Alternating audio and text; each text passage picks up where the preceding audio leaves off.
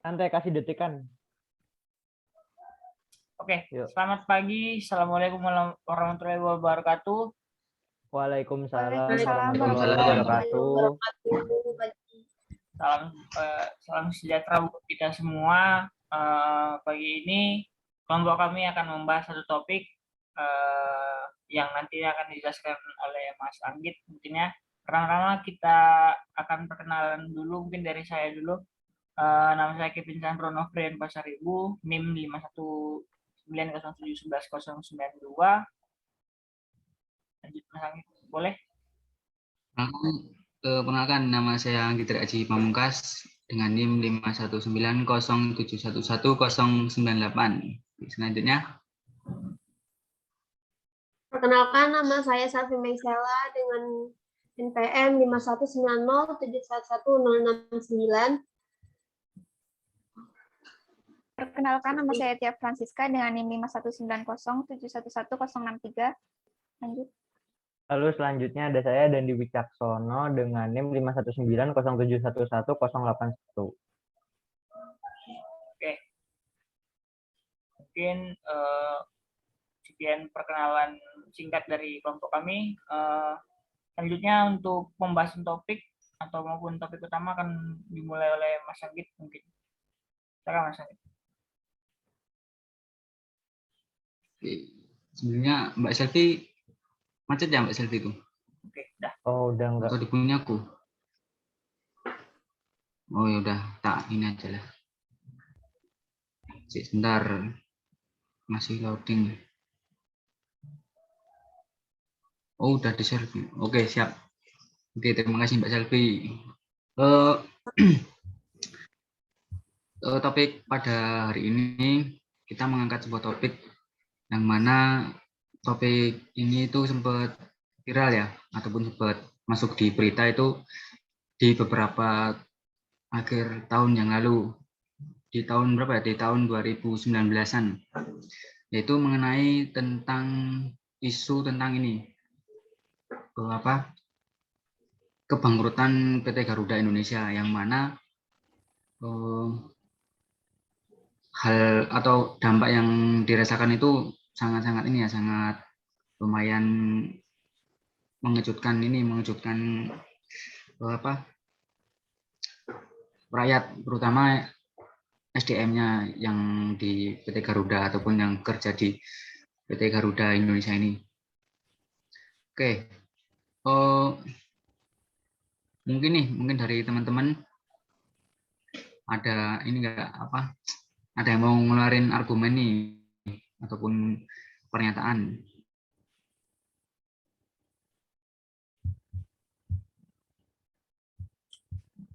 Mungkin untuk yang pertama itu Mas Dandi lah, boleh untuk share nih pendapatnya. Oh, dari aku. Ini. Oh, dari aku. Oke, boleh.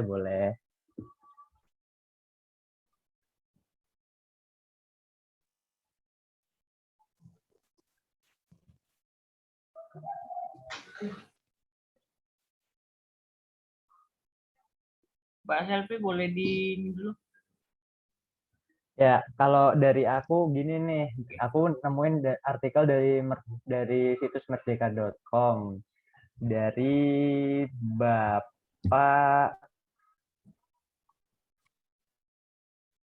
Nah, dari mantan sekretaris Kementerian BUMN, Bapak Muhammad Saidu. Beliau tuh memiliki pandangan Garuda Indonesia ini bisa yang bisa bangkrut. Nah, salah satunya tuh ini nih. Beliau tuh menduga bahwa ada mafia penyewaan pesawat ke Indonesia yang kita harus mulai curigai, kata Bapak Didu.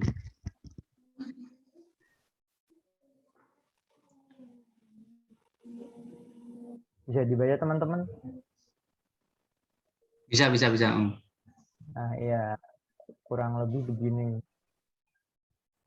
Dan Bapak Didu juga meminta agar pihak PT Garuda Indonesia tuh berhenti hidup mewah. Kemudian memindahkan kantor pusat Garuda yang tadinya di Gedung Merdeka Selatan menjadi di Cengkareng.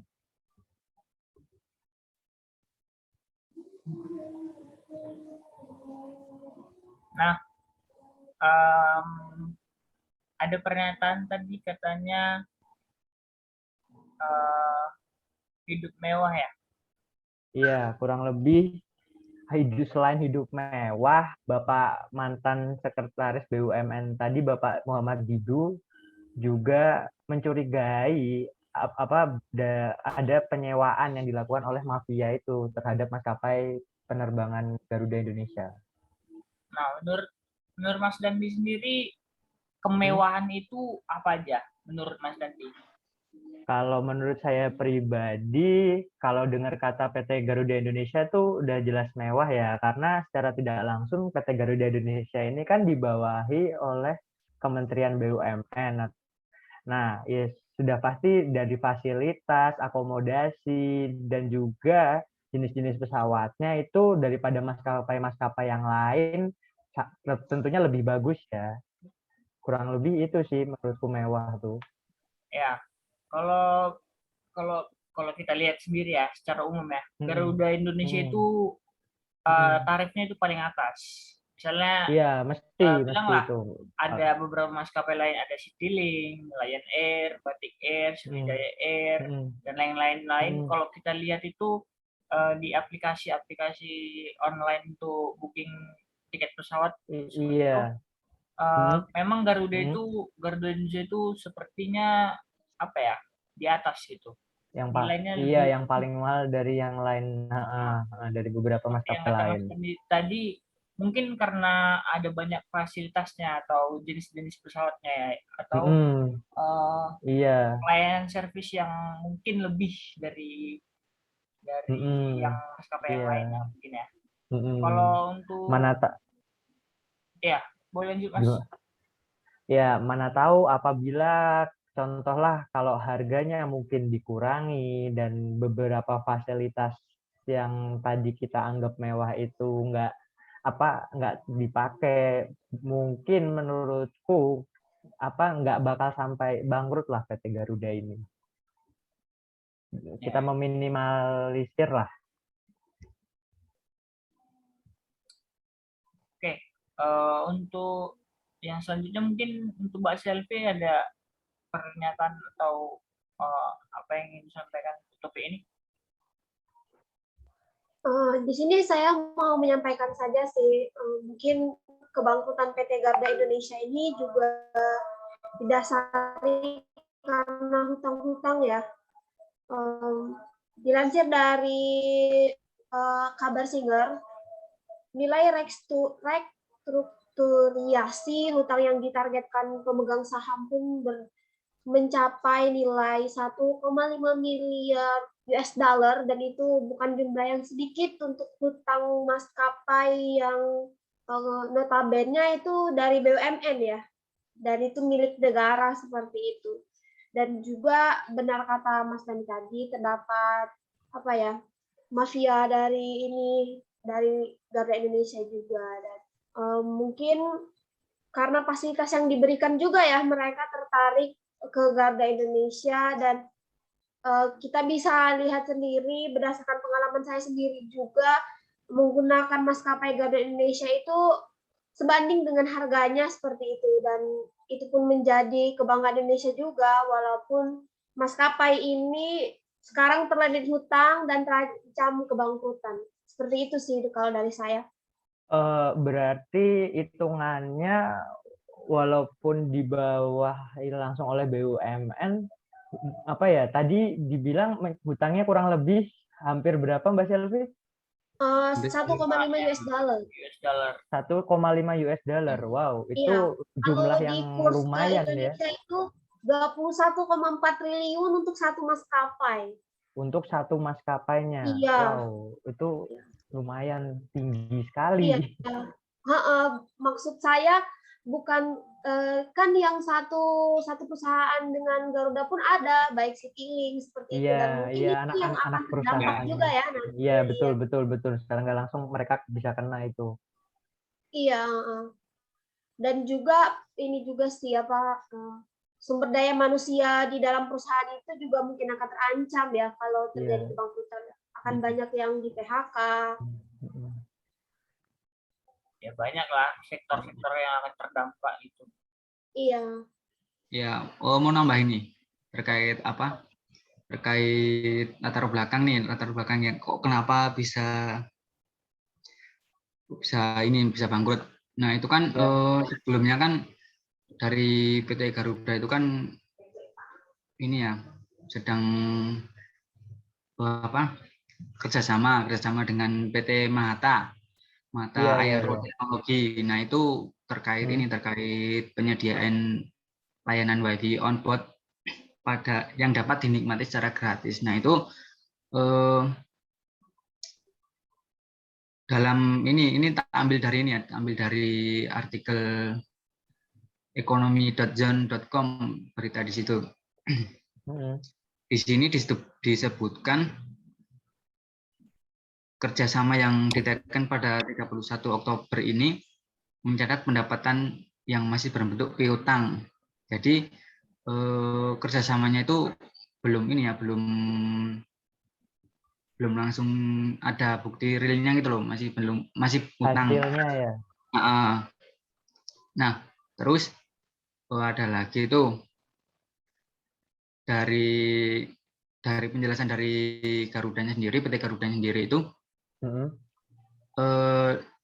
dia mengeluarkan pernyataan resmi setelah laporan keuangannya itu ditolak 2 komisaris. Jadi sebelumnya kan sempat geger tuh laporan keuangan yang kok sampai bisa meledak gitu tau. Nah, itu dari pihak PT Garudanya itu kan udah melakukan audit ya. Iya. Tapi pengajuan ke komisaris 2-nya itu sempat ditolak, dan itu pengajuannya itu di tanggal 3 Mei 2019. Terus yang di artikel ini ataupun di berita ini sempat dikatakan juga oleh siapa ini, sebentar, loadingnya dulu. Nah, dari direksinya Garuda sendiri itu juga mengatakan ya,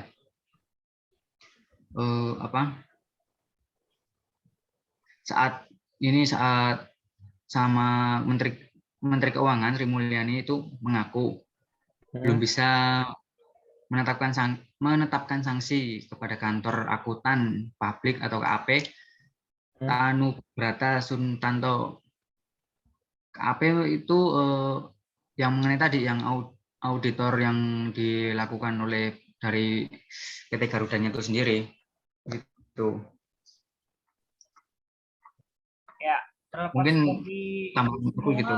Mungkin itu ya, ada mafia, istilahnya mafia ya. Iya, orang-orang yang tidak bertanggung jawab lebih tepat. Iya, benar sekali. Ya. Istilah mafia kan, apalagi di BUMN ini kan proyek-proyeknya besar, seperti kita bilang dari LN, dari ya maskapai, ya mungkin ya mafia-mafia ini yang mungkin membuat maskapai Garuda Indonesia itu tenggelam gitu loh. Dan juga terlepas dari itu semua, ya itu tadi yang kata Mas Anggit tadi, yang direksinya tadi, pengajuannya itu yang ditolak, itu ada apa gitu, mengapa ditolak gitu. Itu yang dipertanyakan. Nah, sekarang kan tahun ini kan ketahuan kan, masih ada sesuatu lah di balik ini. Iya. Nah, ya, ini juga menurut saya karena ini sih, karena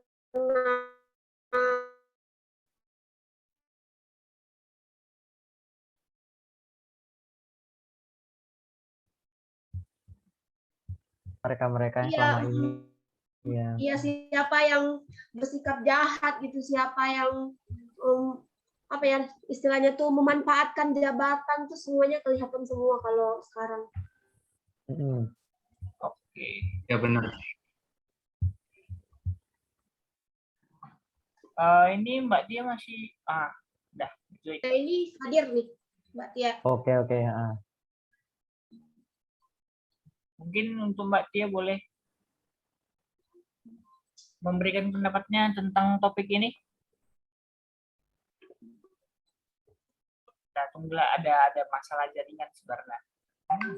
Oh iya. Biasalah hujan-hujan gini tuh. Ya. Aduh. Nah, Iya, ini juga hujan ya. Ya, sekarang Mm-mm. oke, baik, boleh dilanjutkan Mbak Tia untuk ini pendapatnya tentang masalah PT Garuda ini. Isu-isu kebangkrutan PT ini.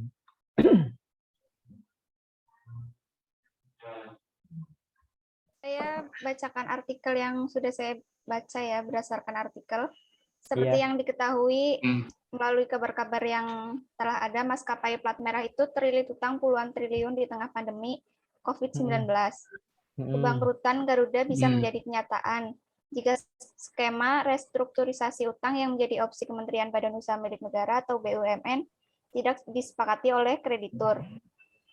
Nilai restrukturisasi utang yang ditargetkan pemegang saham pun bombastik, yakni mencapai 21 triliun atau mencapai 1,5 US dollar.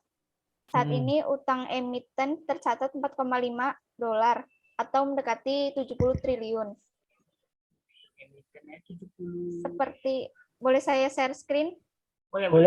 Fakta yang menyebabkan bangkrutnya Garuda Indonesia. Langsung share aja sih ya. Oke.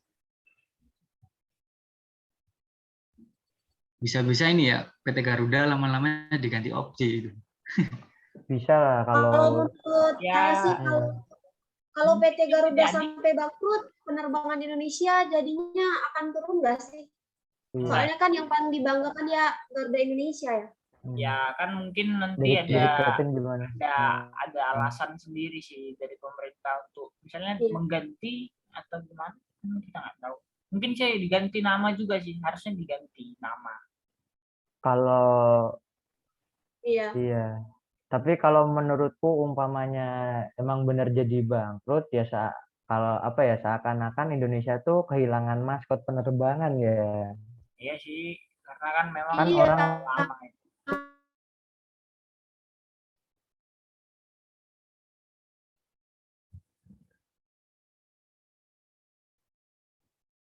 Itu maskapainya sampai ke luar negeri, ada beberapa domestik negara. sama Ya, betul. Dari artikel ini yang iya. sudah saya baca ini ya, harga sewa pesawat mungkin bisa dibilang mahal. Nah, harga pesawat yang dipatok lessor cukup tinggi. Asumsi ini didasari atas kinerja Garuda yang mulai memburuk sejak tingkat penumpang menurun selama pandemi COVID. Itu mungkin faktor utamanya ya, karena COVID juga. Terus efisiensinya juga mungkin menurun, model bisnisnya juga mungkin kurang tepat, kurang menguntungkan. Terus ada juga kerugian per bulan. Kerugian yang di sini dialami Garuda Indonesia per bulan capai 100 juta dolar Amerika Serikat. Nilai itu setara 1,4 triliun. Cukup banyak juga ya kerugiannya. Wah, itu kalau dikursin rupiah ya untuk satu bulan merugi 1,29 triliun itu uang per bulan. Lumayan ya. Kerugian yang seperti ini nih yang perlu dipertanyakan. Iya. Kenapa bisa gitu? Maskapai sebesar itu mengalami kerugian per bulan yang sangat-sangat bisa dibilang 1,4 triliun itu kalau beli nasi angkringan tuh dapat berapa tahun, berapa puluh tahun hidup, dapat seumur hidup kayaknya. Maksudnya seperti itu, gitu loh.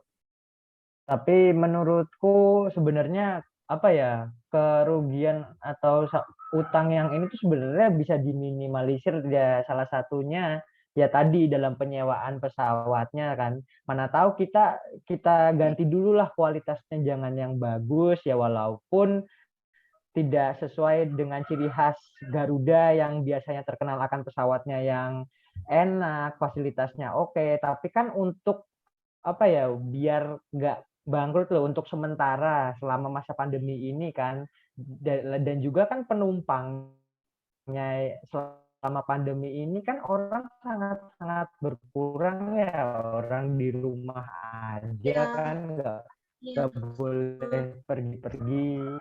Juga dibatasi juga kan. Nah, maka dari Iya. alternatif lain yang tidak terlalu mahal. Mana tahu. Kalau menurutku nih ya, Hmm. kalaupun untuk mengurangi kerugian ini untuk pesawatnya kan menggunakan pesawat yang sudah ada, tapi yang dikurangi itu fasilitas yang ada di dalamnya, yang biasanya diberi sarapan, ini tidak lagi seperti itu. Ya, untuk menguranginya kan. Dan juga menurutku sejalan juga dengan harga tiketnya satu kali perjalanan itu setidaknya dikurangi seperti itu. Iya, betul. Ya, dengan fasilitas yang dikurangi juga kan. Nah, aku Mungkin bisa turun jadi 1,3 triliun. Ya, gini sih, aku punya satu pemikiran nih. Kan di masa pandemi ini semua maskapai tentu pasti mengalami penurunan pendapatannya. Kayak tahun lalu tuh 2019 sampai 2020 tuh Citylink sama Lion Air Group itu dikabarkan juga mau bangkrut kan, karena itu nggak ada penerbangan sama sekali. Nah, tapi di tahun 2021 ini mereka bangkit. Beberapa maskapai itu bangkit. Dari Lion Air, Citylink, Batik Air, Sriwijaya, dan lain-lain itu semua bangkit. Tapi kenapa Garuda Indonesia yang dibawahi itu lagi-lagi di bawah BUMN itu malah terpuruk gitu. Nah, mungkin terlepas dari mafia itu, aku mau nanya sama kalian, selain mafia itu apa lagi gitu faktor-faktor yang menyebabkan Garuda Indonesia ini mengalami kebangkrutan selain faktor mafia itu ya? Coba. Boleh saya berpendapat? Ya, boleh. Dari Mbak menurut saya ada beberapa faktor ya yang menjadi penyebab kebangkrutan Garuda Indonesia. Itu yang pertama karena pandemi. Pasti jelas. Di mana jelas itu. Iya, di mana syarat penerbangan harus menyertakan surat keterangan bebas COVID dan itu menggunakan PCR. Dan dulu awal-awal pandemi harga tes PCR itu mencapai 1,5 juta untuk sekali tes.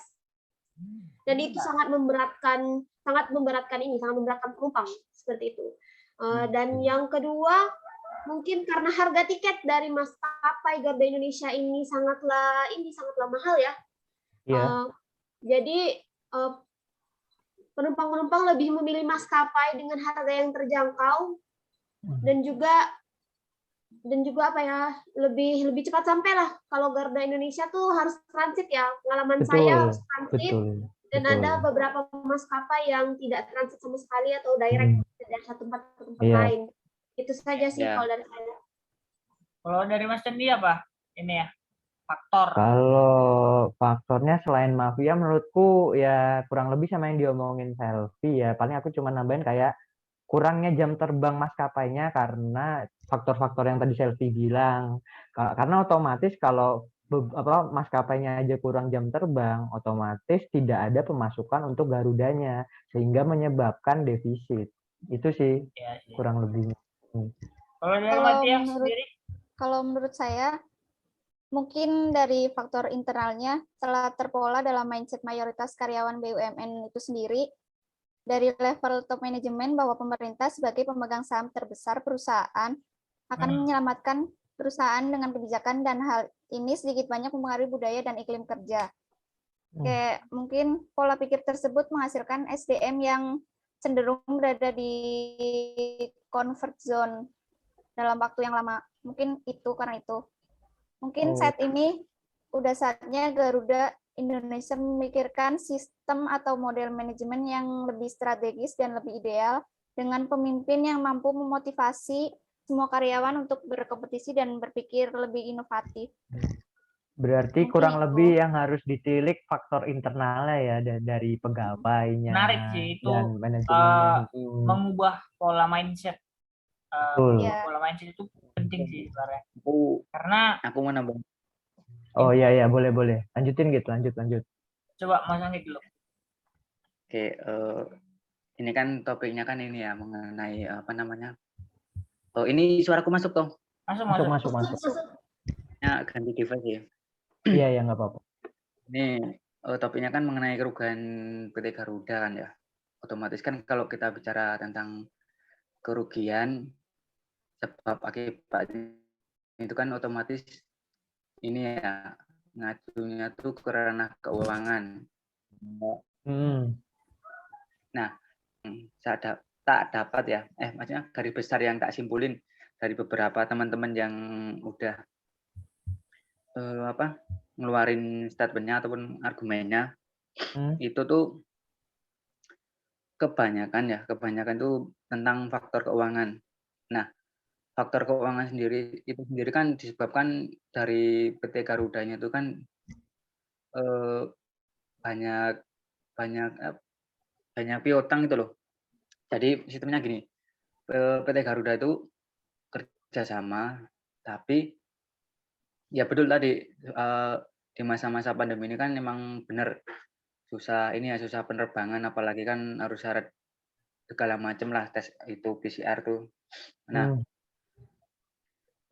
kalau yang tak simpulin itu di PT Garudanya itu tuh ini dia memberikan fasilitas yang